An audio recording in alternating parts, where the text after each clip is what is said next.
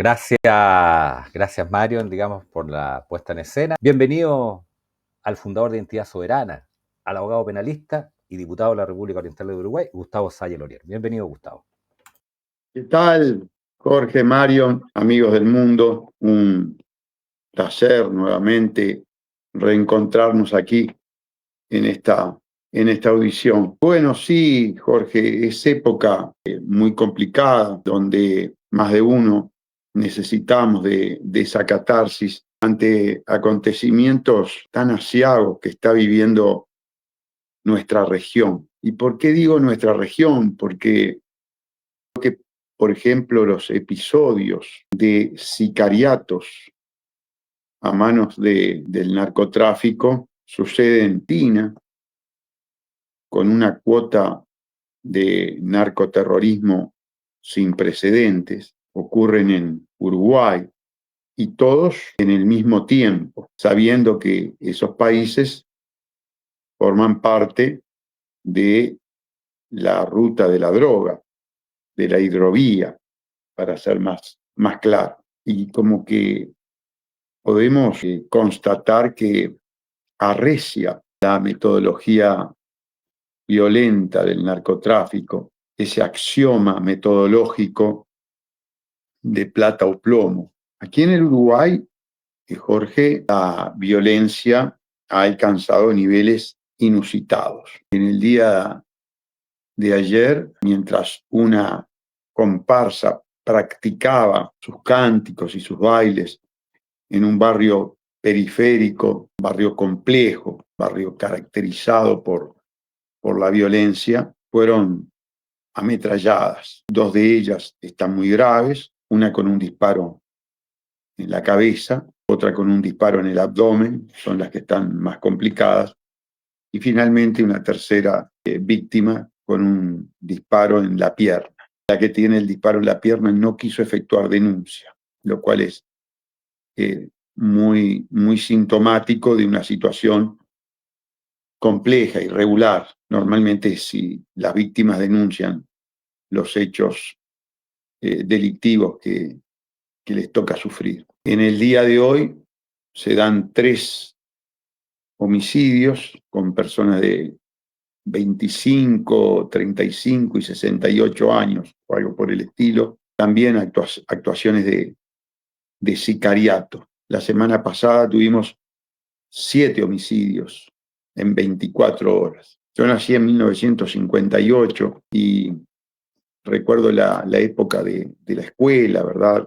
Es decir, 65, 66, 67. Un crimen, un hecho delictivo que conmovía enormemente a la sociedad. Siempre lo cuento, me quedó grabado en mi memoria el tiroteo con la banda de los argentinos, la banda del Malito, en el edificio Liberay, en Julio Herrera y Oves, en que murieron un policía y dos policías, uno con grado de comisario, Santana Cabris. Yo tendría 7, 8 años de edad y recuerdo la conmoción que eso generó,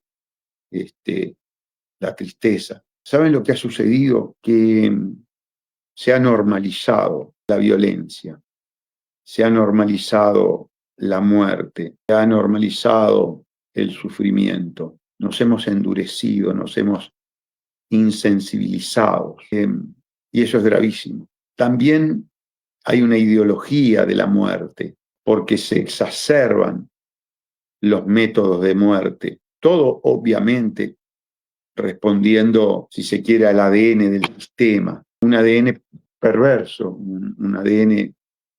y no le vemos a corto plazo la salida. Por el contrario, vemos síntomas de profundización de todos estos paradigmas altamente negativos, deshumanizantes. Lo hemos dicho hasta el cansancio, pero es bueno repetirlo. Los carteles del crimen organizado son un elemento connatural al sistema. Decimos que el narcotráfico y todo tipo de tráfico de negocio ilegal altamente forman parte de la estructura del sistema mundo capitalista que vivimos. Y hago énfasis en el modelo capitalista, no porque el modelo socialista haya estado exento de crímenes, de corrupción, bueno, al punto tal de que significó su prácticamente extinción a nivel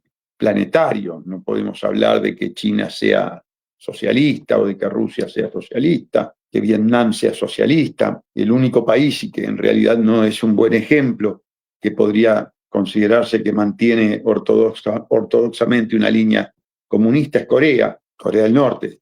Y bueno, el ejemplo habla por sí mismo del fracaso del sistema, ¿verdad?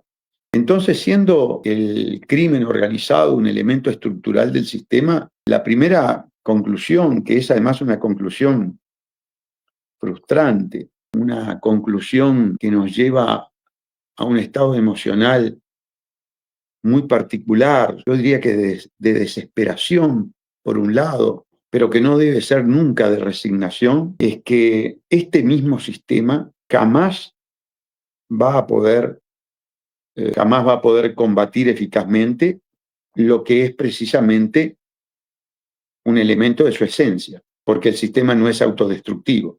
Evidentemente la élite se beneficia, la élite promueve estos desvalores, promueve todos estos paradigmas desesperantes que estamos viviendo y que cada día se profundizan. Yo sé que la memoria es selectiva y que quizás uno, cuando hace memoria del tiempo pasado, por esa característica selectiva de la memoria, tal vez está soslayando los aspectos muy negativos que también tuvo aquella sociedad de la década del 60, 70. Pero aún teniendo presente esa mala jugada que nos puede deparar el sistema psíquico del recuerdo, yo creo que los datos estadísticos no nos permiten confundirnos. Y estamos evidentemente en una época en que, por lo menos en lo que dice relación con el crimen organizado, con la violencia, con la agenda de la muerte, nunca se había vivido con esta intensidad. Hoy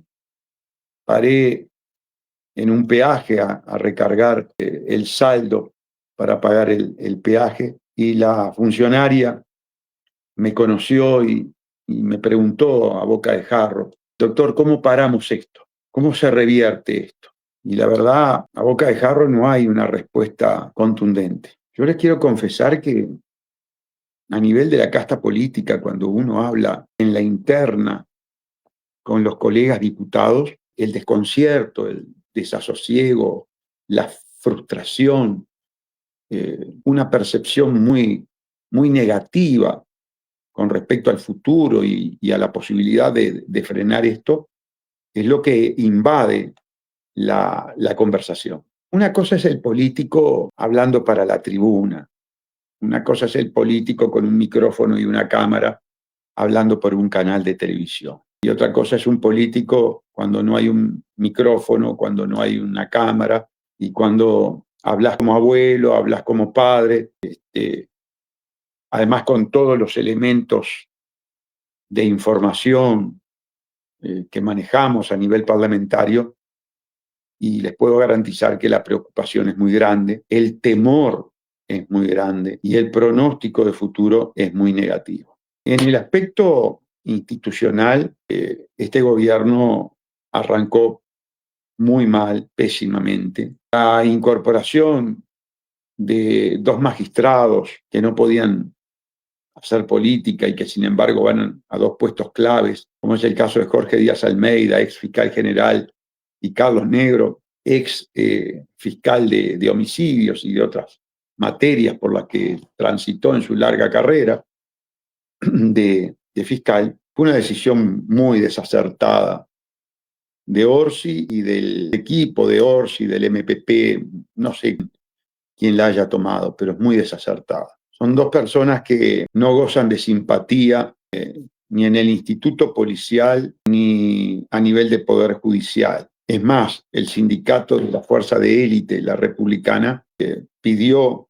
la renuncia del ministro del Interior, como la pedí yo también, ¿no? Y pedí también, por supuesto, la renuncia o destitución del fiscal general, del ex fiscal general, ahora prosecretario de la Presidencia de la República, un individuo totalitario, un individuo con unas ansias de poder brutal, con un personalismo brutal, rodeado de una serie de amigotes que quieren organizar la institucionalidad ya afectada por inconstitucionalidad, por violación de la Constitución, por atentado a la tripartición de poderes propio del sistema republicano, y quiere organizar una institucionalidad donde él acapare más poder y pueda distribuir con sus amigotes dicho poder. Todo esto es muy grave, porque además él estuvo vinculado a defensas en las que hay narcotráfico de por medio, es decir, causas de narcotráfico.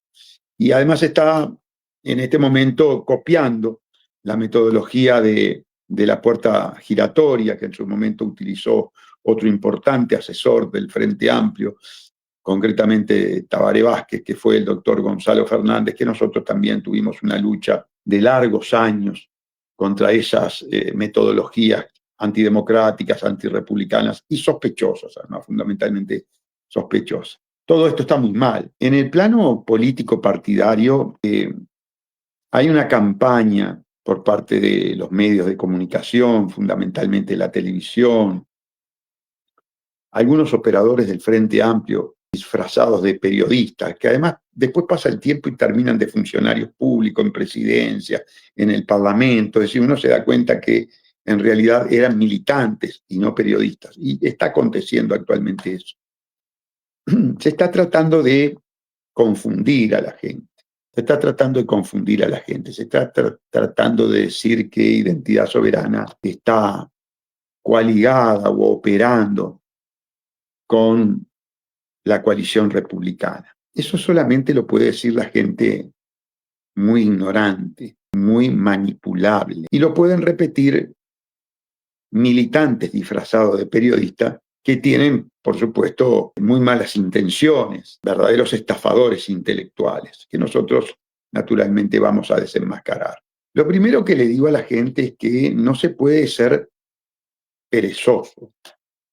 Si se quiere hablar de política, hay que informarse. Yo sé que las actas taquigráficas del Parlamento son muy, pero muy aburridas, porque para 3 frases con un contenido importante, trascendente, usted tiene 10 o 15 páginas de cosas tediosas, aburridas e intrascendentes. Pero nosotros utilizamos nuestros medios de comunicación, como mi muro de Facebook, como el Twitter, como Sayazo TV, para difundir nuestra actuación parlamentaria.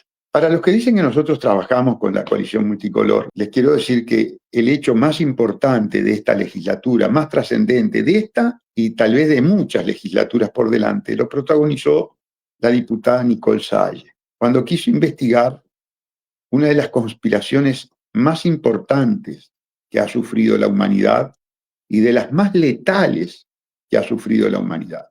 El mundo tiene que saber que en el Uruguay hubo una diputada, Nicole Salle, que intentó de forma excelsa, eficiente, fundada, investigar un posible genocidio farmacológico planeado, urdido en el vientre de la cleptocorporatocracia, como es el Foro de Davos, como fue el evento 201.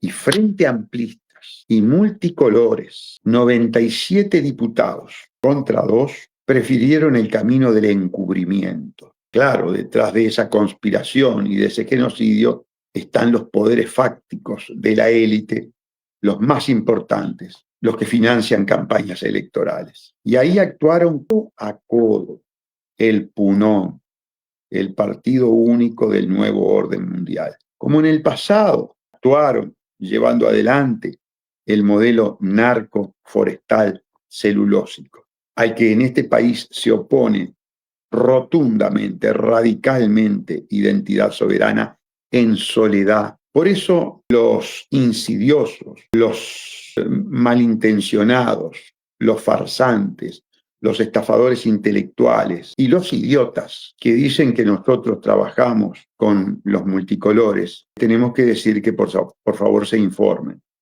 y que vean, que miren, como por ejemplo el caso de la investigación de la pandemia.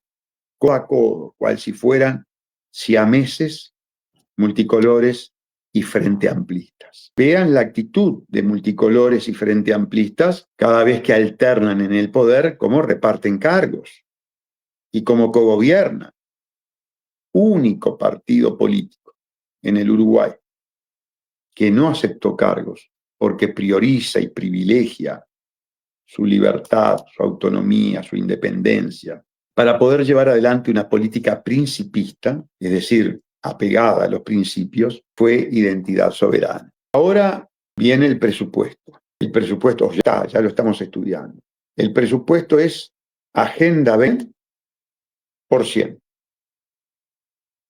Vean, cuando llegue el momento de la votación en general, lo vamos a transmitir por nuestro muro de Facebook, por el canal del Parlamento y por Sayazo TV, quienes votan en general el presupuesto y quienes no votamos en general el presupuesto. Luego viene el estudio de inciso por inciso y paquete de artículos por paquete de artículos. Y vean quiénes votan y quiénes en general no vamos a votar, salvo situaciones puntuales que verdaderamente se apartan de la transversalidad que tiene la Agenda 2030 en este presupuesto. Como puede ser, por ejemplo, la creación de un hospital, la creación de 40 maestros para niños con capacidades especiales o distintas, o dinero para que el hospital universitario sea reacondicionado en la medida de lo posible.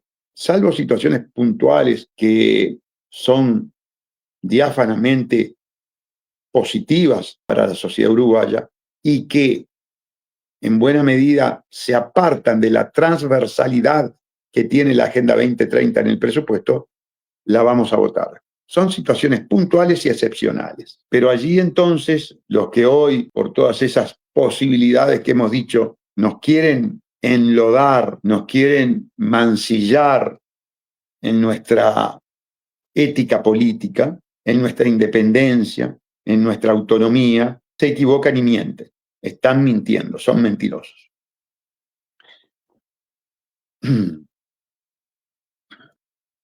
El único diputado en la Comisión de Hacienda en calidad de delegado, porque no está Nicole, el delegado soy yo, que denuncia al presupuesto presentado por el Frente Amplio como un presupuesto miserable al servicio de la oligarquía internacional contra el pueblo uruguayo y fundamentalmente una obsecuencia ante los condicionamientos confesados de los organismos multilaterales de crédito al servicio de la cleptocorporatocracia, fui yo. El único que le denunció al Poder Judicial su complicidad con el golpe de Estado técnico, que ahora significa miseria en el Poder Judicial en cuanto a dotación de recursos, que le enrostré el criterio autoritario, dictatorial y perverso de tomar como ideología del Estado, ideología oficial, a la perversa ideología de género, fui yo y tengo las actas taquigráficas. El único que le enrostró al PIT-CNT, generó que flotara en el ambiente el tema del artículo 115 de la Constitución, es decir, algún tipo de sanción disciplinaria contra mi persona, por el hecho de enrostrarle al PIT-CNT el doble discurso inmoral que tiene con respecto al modelo narcoforestal celulósico, que por un lado lo apoya en los hechos y por otro lado lo denuncia en la Lexis, fui yo. El único que en la Comisión de Seguridad habló del narcotráfico en los términos que acabo de hablar, diciendo que formaba parte del ADN, que formaba parte del pilar fundamental del sistema mundo capitalista, criminal, que teníamos miedo, que el atentado a la fiscal general había sido un atentado mensaje, que ese atentado mensaje por las situaciones posteriores de carácter indiciarias, no dejaba claro quién lo había consumado y que podía conjeturarse que fuera una bandera falsa, fui yo. En todos esos temas, Multicolores y Frente Amplio trabajan mancomunadamente. Tal vez en este momento, en este preciso momento en el Parlamento, ya es muy tarde, pero no lo descarto. Estén trabajando en conjunto, Multicolores y Frente Amplio, para ver qué artículos se negocian, qué artículos quedan, porque ambos son agendistas, ambos son declaradamente agendistas. El único que habló del condicionamiento del país respecto de esa cleptocracia a través de las imposiciones de las agencias calificadoras de riesgo, de la OCDE, fui yo. Y cuando compareció el ministro Odoni los otros días, y yo no me quedé hasta el fin de la sesión porque no tenía sentido, porque las preguntas que hacían blancos, colorados, no eran preguntas que a mí me parecieran relevantes. Yo ya había formulado una pregunta contextualizada en una serie de aseveraciones. Cuando llego al Parlamento, varios diputados, en forma, podríamos decir, estridente, me esperaban con la frase: Odone te dio la razón. Bueno, a ver, no darme la razón es como negar que el sol sale todos los días. Valiente actitud. Sí entraña sinceridad y lealtad intelectual por el economista Odone. Y efectivamente nos había dicho que teníamos razón en cuanto a que vivíamos en un sistema mundo condicionado, donde los organismos multilaterales de crédito tenían capacidad para imponer o por lo menos para condicionar determinadas decisiones. Se ha logrado, sin lugar a duda, y eso es motivo de orgullo, que en el Parlamento se hablen cosas que hasta el momento no se habían hablado. Pero más allá de lo importante, el tema que nos preocupa es darle solución a toda esta problemática. La primera pregunta es: en cuanto nosotros diagnosticamos que esta problemática forma parte del ADN del sistema, en un país de 3,5 millones de personas, con las dimensiones económicas, financieras, hasta si se quiere demográficas y geográficas que tiene el Uruguay, puede desafiar ese sistema. Y bueno, siempre hemos contestado que esto amerita manejar el tema en criterios relativos y no de absolutos. Entonces, yo creo que hay un margen importante para poder resistir, para poder cambiar, para poder mejorar, para poder alterar el modelo narcoforestal celulósico. Sí, lo hay. Que no es de un día para el otro, que se necesita mucha colaboración popular, sin lugar a ninguna duda. Siempre me esfuerzo por identificar uno de los aspectos prioritarios que debe enfocar un gobierno que quiera introducir cambios paulatinos, hasta si se quiere lentos, que es la lucha contra la corrupción, el rastrear el dinero público, el sancionar severamente al funcionario, sobre todo al de alta jerarquía, cuando tiene conductas de corrupción, conductas antipueblo. Y ahí ya vamos a tener un cambio, hasta si se quiere, en lo que respecta a la percepción del pueblo respecto de la casta política y respecto de los gobernantes. Hoy esa percepción es altamente negativa. Y es altamente negativa tal vez por fundadas razones, pero también nos va a permitir rescatar miles de millones de dólares que se pueden verter en favor del pueblo.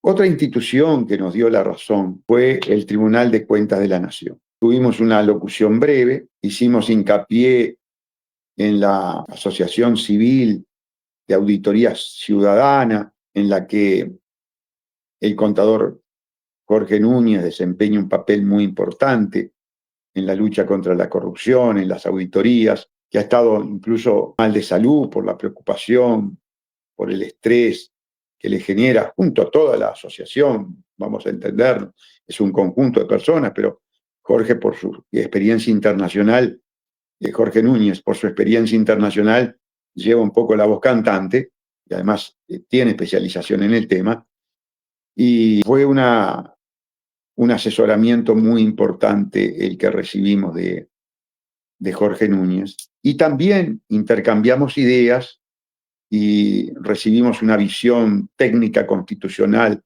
muy, pero muy importante de parte de nuestro colega, compañero de facultad, Eduardo Luz. ¿Por qué menciono esto? Porque el Tribunal de Cuentas, donde uno de los ministros, Darwin Machado, fue compañero mío de facultad y tengo excelente relación, reconocía que efectivamente había que mejorar el control del dinero público y que el artículo 211, y en este sentido el primero en intercambiar conceptos respecto a lo que voy a decir fue Eduardo Luz conmigo, por eso yo me permito llamarlo la doctrina Luz, aunque en realidad, por lo que me dijo Machado, el Tribunal de Cuentas tiene un proyecto de ley en este sentido. Cuando el artículo 211 dice que cuando se reitera el gasto por parte del ordenador, siendo que fue observado por el Tribunal de Cuentas y va a la Asamblea General la observación,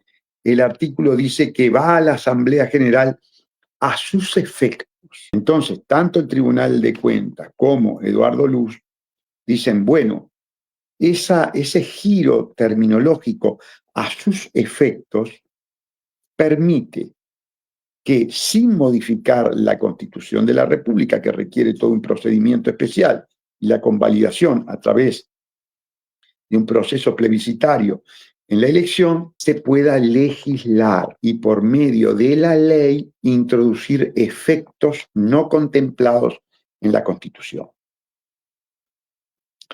Nosotros habíamos insistido en este tema, en el tema del control del dinero público. El Tribunal de Cuentas le da la razón a Luz y como nosotros recogemos la posición de Luz, también nos está dando la razón, como le da la razón a Jorge Núñez, que está también en esta misma orientación técnica jurídica. El problema no es identidad soberana, el problema son los partidos del PUNO. ¿Por qué? Bueno, porque son los que han gobernado, el que está gobernando y en términos, si se quiere, estadísticos, los que pueden seguir gobernando. Yo espero que sea identidad soberana.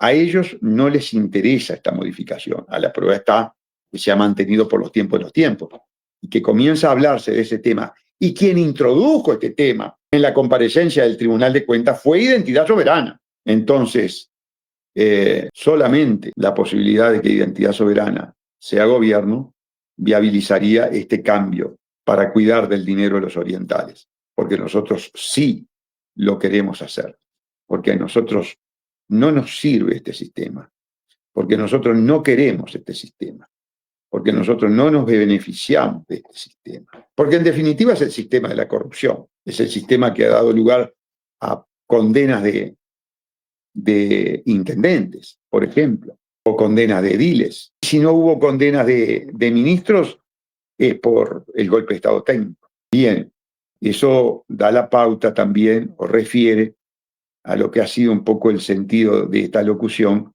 que es contrarrestar la campaña de difamación, queriendo vincular a Identidad Soberana con la coalición republicana. Por supuesto que estando dentro del Parlamento votaremos propuestas del Frente Amplio, propuestas de los multicolores. Sin duda ya ha pasado, pero han distorsionado una de las más importantes. Y yo diría que en las dos oportunidades que los multicolores votaron con identidad soberana. Miren, uno fue el caso de la interpelación al ministro de Ambiente. El informe de identidad soberana fue asumido por la coalición de los multicolores, con excepción de Cabildo Abierto.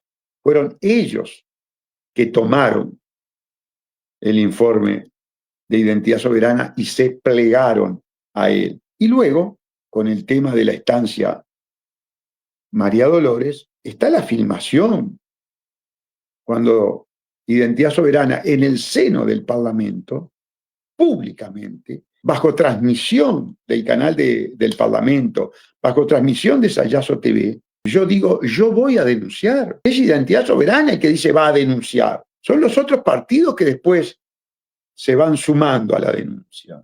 Entonces, por favor, los periodistas, o mejor dicho, los pseudo periodistas, los militantes frente amplistas, no mientan, no sean inmorales, no difamen. Claro, sí, yo no tengo ningún inconveniente. Es como que ahora le atribuyan a Pedro Bordaberry el querer volver al viejo código como una idea de Bordaberry.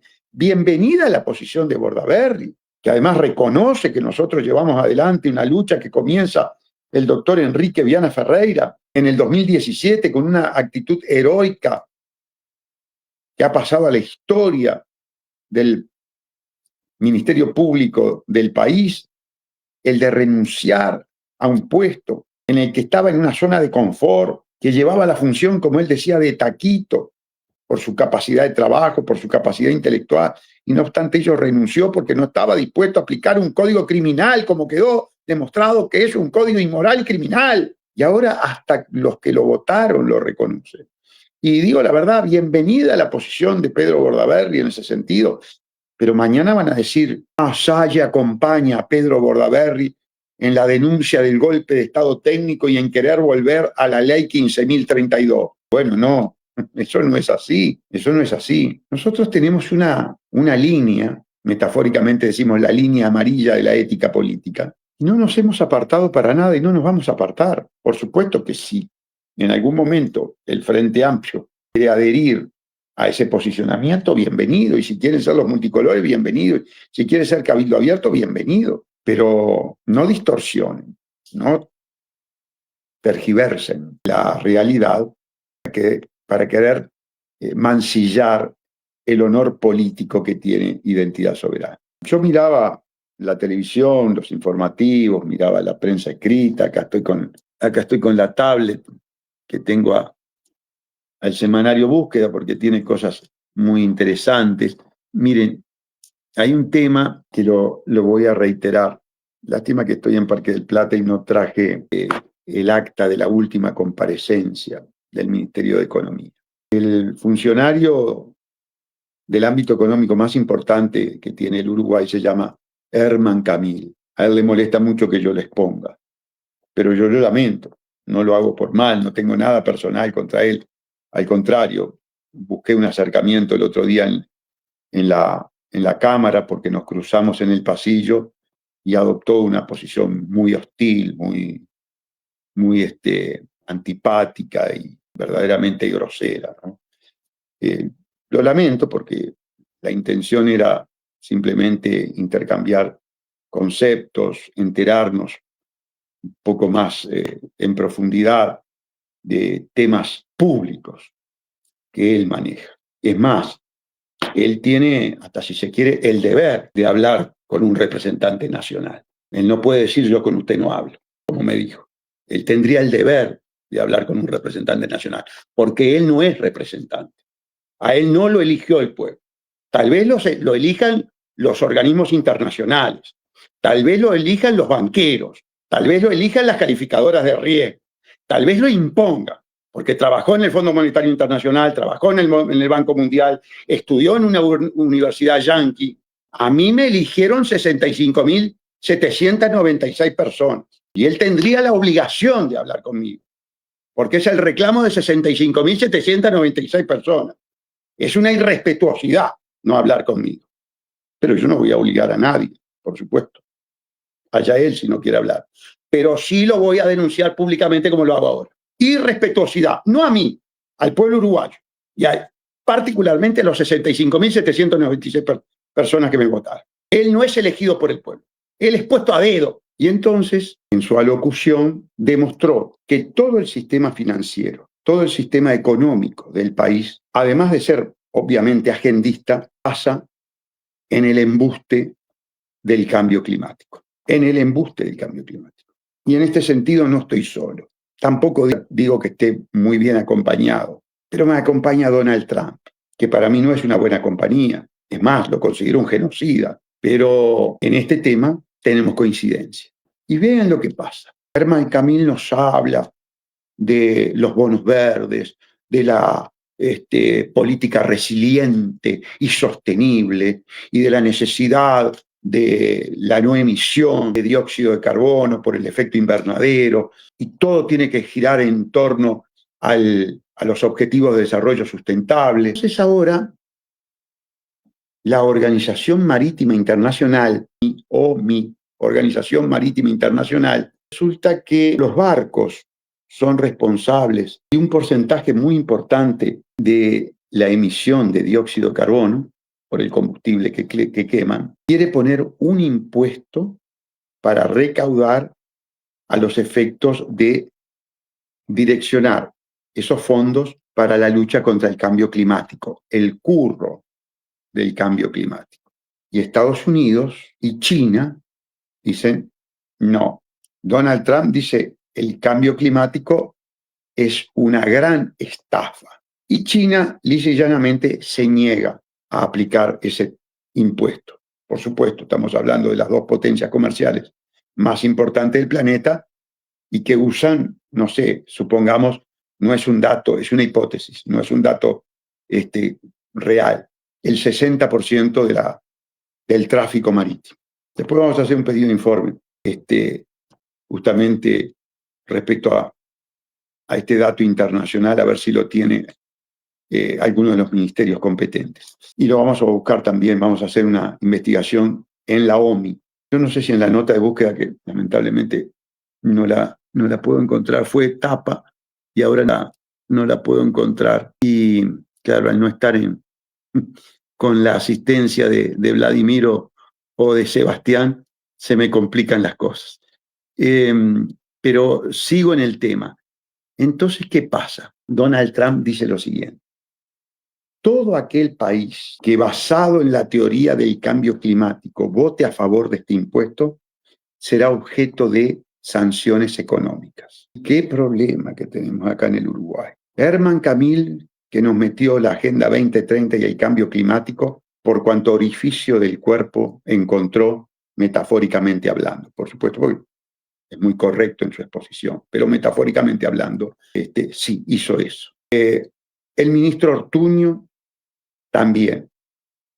Agenda 2030, cambio climático, nos dejó así, hartos de cambio climático. El ministro Done también, el ministro Lubetki también, pero claro, una cosa es el discurso y otra cosa es la guita, las sanciones, el comercio, los ingresos. ¿Saben qué va a pasar con Uruguay? Ya hay un documento del 25 de enero que va a adherir a la posición de Donald Trump, va a adherir a la no imposición, va a dejar de lado la teoría del cambio climático, por lo menos en esto que duele. ¿Se dan cuenta el doble discurso? ¿Se dan cuenta como cuando se llega a un tema trascendente como es el económico para el país y frente a intimidación norteamericana, que es nuestro tercer comprador de bienes, bueno, todas las teorías, todas esas farsas caen. Y yo no digo que esté mal, simplemente estoy mostrando el doble rasero. Una cosa es en el Parlamento, teorizar, parlare, y otra cosa es con los reales motivos arriba de la mesa. Y esto ha sido, por supuesto, otro hecho que nos permite decir el tiempo, los hechos y los protagonistas nos dan la razón. Les quiero decir, para los que hablan de que estamos alineados con los multicolores son agendistas, son agendistas. Los multicolores aceptan la ideología de género, los frente amplistas no solamente la aceptan, sino que la exacerban. También nos la meten por cuanto orificio del cuerpo encuentran. Aquí, en el Uruguay, el único partido, los únicos parlamentarios que decimos le declaramos la guerra a la ideología de género por ser una ideología propedófila, criminal, patologizante del cerebro de los niños, es Identidad Soberana. En materia de educación, donde la Agenda 2030 está la ideología de género de la Agenda 2030 está confesadamente aceptada, pese a que le demostramos y está en actas taquigráficas que es propedófila, los únicos que estamos en contra y tenemos este discurso es identidad soberana. Multicolores y frente amplistas son agendistas. Multicolores y frente amplistas quieren la ideología de género en la educación, están de acuerdo en ello. ¿Vieron cómo mienten los falsos periodistas militantes? ¿Vieron que son inmorales? ¿Vieron que son inescrupulosos? Los estamos controlando. No nos perdemos. Tenemos un sistema de seguimiento y monitoreo para cada uno de estos falsos, mentirosos, estafadores intelectuales de los periodistas ensobrados. Además, son cobardes. Hablan de nosotros sin invitarnos y darnos la posibilidad del derecho de respuesta. Eso se llama cobardía, porque saben que con las actas, que ya a esta altura tienen más de 50 centímetros de alto, los destrozamos, porque ellos se basan en mentiras. Yo me baso en versiones taquigráficas, en hechos, como por ejemplo el pedido de investigación del genocidio farmacológico de nuestro país, hecho a través de contratos secretos y un sistema perverso de coacción cuasi obligatorio de las que llevaban a la bien. Finalmente, Salle 2029, ya está lanzada la candidatura, abierta, de cara y transparente a la ciudadanía, Salle 2029. Estimado Gustavo, estamos llegando ya casi al término, sin antes, mientras tú preparas las ideas finales, tu mensaje, si quieres algo destacar, por supuesto, antes de indicarle a nuestros amigos que suscríbanse, por favor, canal de YouTube y Facebook, Sayazo TV. Sayazo TV Sí. en YouTube y Facebook, muchachos. Gustavo. Sí, no, la idea final es decirles que viene una instancia muy importante, que seguramente comienza el jueves, que es la discusión en el plenario del presupuesto, y les pido, dentro de la medida de las posibilidades, porque estas son sesiones larguísimas, que por lo menos estén atentos a los informativos del 215, a nuestras intervenciones en Facebook, en Sayazo TV, en Canal Dirección Correcta, porque ahí vamos a tener la posibilidad de mostrar los discursos de los distintos partidos y ahí van a poder ver cuál es la posición de identidad soberana. Y ahí van a ver cómo todas estas mentiras inescrupulosas, estas estafas intelectuales que llevan los periodistas militantes del Frente Amplio, queriendo endilgarnos una suerte de coalición con los multicolores, es toda una farsa, es toda una mentira. Y es una campaña contra la identidad soberana, ¿no? Es una campaña porque ellos saben que identidad soberana está creciendo y crece mucho, mucho, mucho, mucho. A nivel popular es imponente lo que crece. Por acá hay una polémica, Gustavo, que ahí están flotando una polémica por declaraciones de tu compatriota Eber Levecha, señalan por acá. ¿Tú sabes algo de eso al respecto? ¿Un ataque de Eber Levecha? ¿Tú ubicas a Eber Levecha? Sí, no, yo lo ubico, sí, pero nunca me metí con él. Creo que si alguna vez hice algún comentario fue un comentario positivo, pero lo que yo tengo entendido es que él tuvo un encontronazo con un amigo mío, que es Martín Rodríguez, que es a su vez miembro del panel de Canal 5 de España, amigo de Iru Landucci, y que él tiene una perspectiva cosmogónica terraplanista. Y entonces la Vecchia, tengo entendido, yo no lo he escuchado, que buscó vincularme al terraplanismo por una amistad de carácter personal, tanto con Iru como con Martín Rodríguez, pero se equivoca. Yo nunca tomé posición ni a favor ni en contra. Es un tema que honestamente no he profundizado, no estoy en condiciones, no es mi preocupación prioritaria y confunde una amistad personal con una visión cosmogónica que yo no tengo, pero no tengo por desconocimiento, ¿no? La verdad, no le he dado prioridad a esa temática, más allá de que muchos lo consideren importantísima, fundamental, yo no. Y bueno, creo que por ahí vino el tema. Y les digo la verdad, no es una temática en la que me interese incursionar, no, para nada. No obstante, escucho mucho a Martín cuando viene de visita a Uruguay, hemos tenido intercambios, tengo amistad con Iru, escucho a Iru, escucho los planteamientos terraplanistas, escucho también la refutación, pero que mendigue un posicionamiento en ese sentido es una falsedad, es una falsedad. Aclarado eso, Gustavo siempre contesta todas las preguntas. Estimado Gustavo, bueno, yo sé que en algunos minutos más sales al aire con Rubén Luengas en México. Que te vaya muy bien, que tengas un buen término de fin de semana. Saludo, como siempre, a su señora esposa y, por supuesto, a la familia. Gracias por tenerte una vez más acá en Canal Dirección Correcta y decirte, por lo demás, cualquier cosa que necesites del canal, cobertura, etcétera, cuente con nosotros. Muchas gracias, Gustavo. Muchísimas gracias, Jorge. Un abrazo para ti, un beso para Mario y un gran saludo para los amigos del mundo.